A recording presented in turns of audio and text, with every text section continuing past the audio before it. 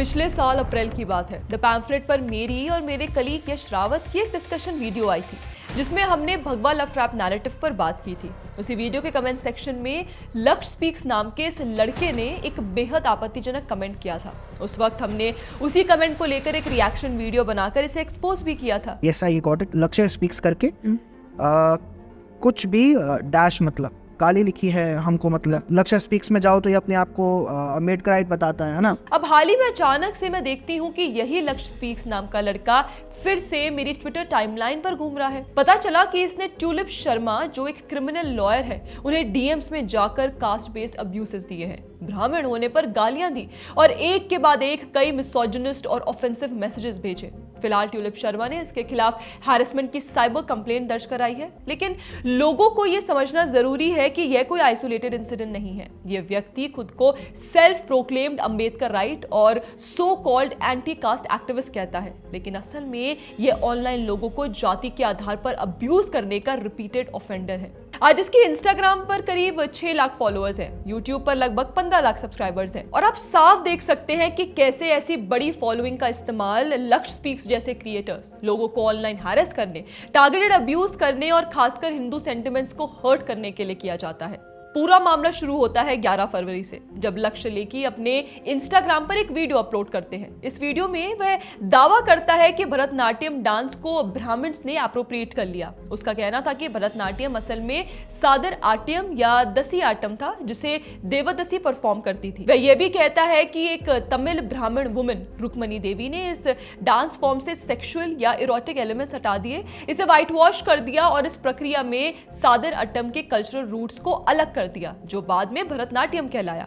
अब इस दावे पर ट्यूलिप शर्मा ने कमेंट सेक्शन में उसे रिप्लाई किया। उन्होंने एक बिल्कुल लॉजिकल सवाल उठाया। उन्होंने कहा कि अगर लेकी की ही लॉजिक मान ली जाए तो रुक्मणी देवी ने देवदासी के सेक्सुअल एक्सप्लॉयटेशन के साइकिल को खत्म किया, फिर प्रॉब्लम क्या है?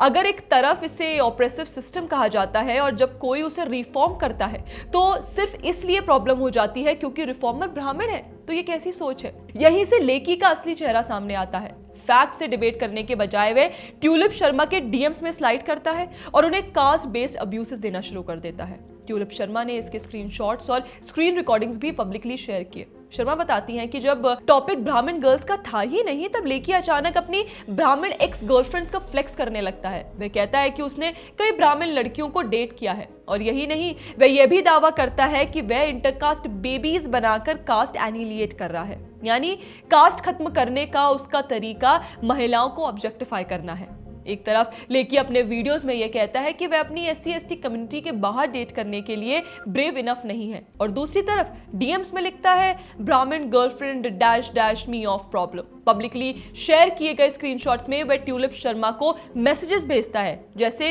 You are ugly for a Brahmin girl, my girlfriend is way prettier than you, for Brahmin एक्सेस और प्रिटियर देन यू।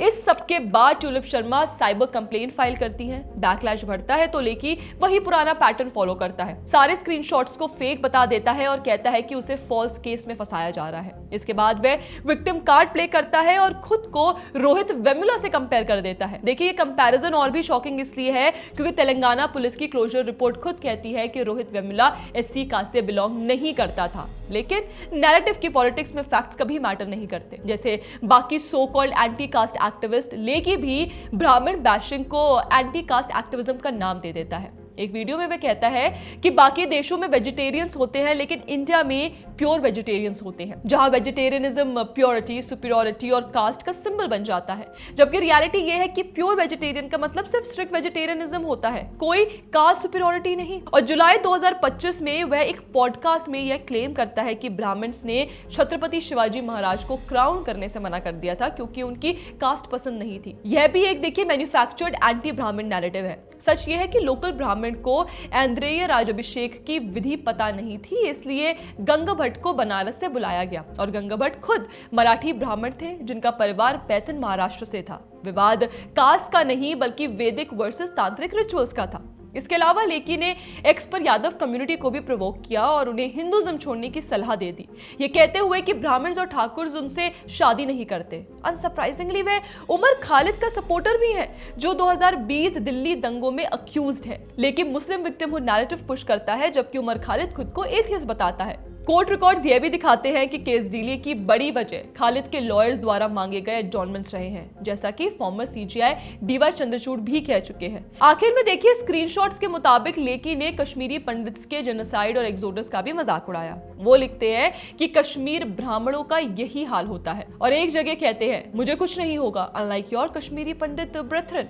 यह सब सिर्फ हिपोक्रेसी नहीं है, ये हेट्रेड, कास्टिज्म और सेलेक्टिव विक्टिमहुड का टेक्स्ट बुक एग्जाम्पल है। और इसका सबसे दुखद पहलू यह है कि आज सोशल मीडिया पर एक पूरा इकोसिस्टम खड़ा हो चुका है, जहां ब्राह्मण्स को खुलेआम गालियां देना, उन्हें डिह्यूमनाइज करना और उनके खिलाफ हेट्रेड नॉर्मलाइज करना एक्सेप्टेबल बना दिया गया है। लक्ष्य लेकी जैसे अकाउंट्स इसी इकोसिस्टम के प्रोडक्ट है, जो एंटी कास्ट एक्टिविज्म के नाम पर एक ही कम्युनिटी को लगातार टारगेट करते हैं, और जब जवाब मिलता है तो विक्टिम बन जाते हैं। आज ब्राह्मण्स भारत में शायद इकलौती ऐसी कम्युनिटी है जिनके खिलाफ अब्यूज को प्रोग्रेसिव कहा जाता है, लेकिन हिस्ट्री गवाह है कि जब किसी भी समाज को लगातार निशाना बनाया जाता है, उसे साइलेंस एक्सेप्ट करने को कहा जाता है, तो वह सिर्फ उस समाज पर नहीं, पूरे सोशल फैब्रिक पर हमला होता है। और यही बात आज सबसे ज्यादा चिंता की है। दोस्तों, आपकी इस पर क्या राय है, हमें कमेंट सेक्शन में जरूर बताइएगा। बाकी ऐसे और वीडियोस के लिए हमारे चैनल को सब्सक्राइब करना ना भूलें। जय हिंद।